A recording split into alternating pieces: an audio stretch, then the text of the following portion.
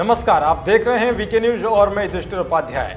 मोदी सरकार इन दिनों हर समस्या से निपटने के लिए एक के बाद एक फैसला ले रही है, लेकिन कहीं ना कहीं मकान मालिक और किराएदारों के बीच का विवाद लगातार बढ़ता ही जाता है और ये मामला कोर्ट में जारी रहता है। किराएदार और मकान मालिक इस विवाद को सुलझाने के लिए सालों तक कोर्ट का चक्कर लगाते रहते हैं, मगर फिर भी उन्हें न्याय नहीं मिलता है। लेकिन अब मोदी सरकार ने समस्या से निजात पाने के लिए एक नया तरीका निकाला है, जिसके तहत अब किराएदार और मकान मालिक के बीच विवाद का निपटारा सिर्फ 60 दिन के भीतर ही हो जाएगा। इसके लिए राज्य और केंद्र शासित प्रदेश अपने अपने यहाँ स्पेशल रेंट कोर्ट या रेंट ट्रिब्यूनल स्थापित करेंगे। इतना ही नहीं, किराएदार और मकान मालिक के बीच का विवाद सिविल कोर्ट में नहीं जाएगा, जहाँ मामला वर्षों तक चलता रहता है। केंद्र सरकार ने किराएदार और मकान मालिकों के बीच विवाद को सुलझाने के लिए एक नए कानून का प्रस्ताव किया।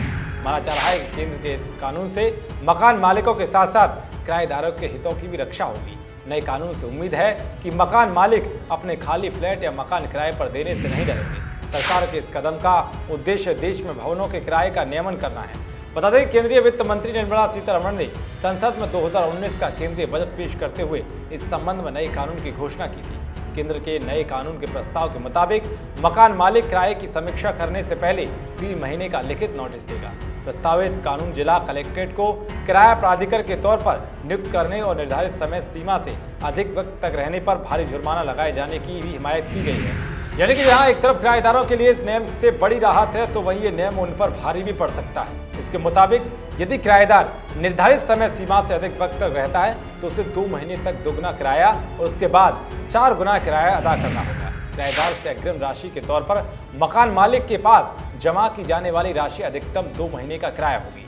केंद्रीय आवास एवं शहरी मामलों के मंत्रालय ने परामर्श के लिए द मॉडल टेनेंसी एक्ट 2019 का मसौदा सार्वजनिक किया है। इसमें कहा गया कि मकान मालिक और किराएदार को किरायानामा की एक कॉपी जिला किराया प्राधिकरण को सौंपनी होगी, जिसके पास भूस्वामी या किराएदार के अनुरोध पर किराए की समीक्षा करने या उसे तय करने की शक्तियां होंगी। इसमें कहा गया कि भूमि की राज्य सूची का विषय होने के चलते इस कानून को स्वीकार करने के लिए राज्य स्वतंत्र होंगे। हालांकि राज्यों को स्पेशल रेंट कोर्ट और रेंट ट्रिब्यूनल गठित करने की जरूरत होगी। अधिनियम के मसौदा में यह भी कहा गया कि मकान मालिक किराए के परिसर में मरम्मत कार्य कराने या पुरानी चीजों को बदलने के लिए 24 घंटे से पहले नोटिस के बगैर प्रवेश नहीं कर सकेगा। प्रस्तावित कानून के मुताबिक किराएदार से विवाद होने की स्थिति में मकान मालिक बिजली पानी की आपूर्ति नहीं काट सकता।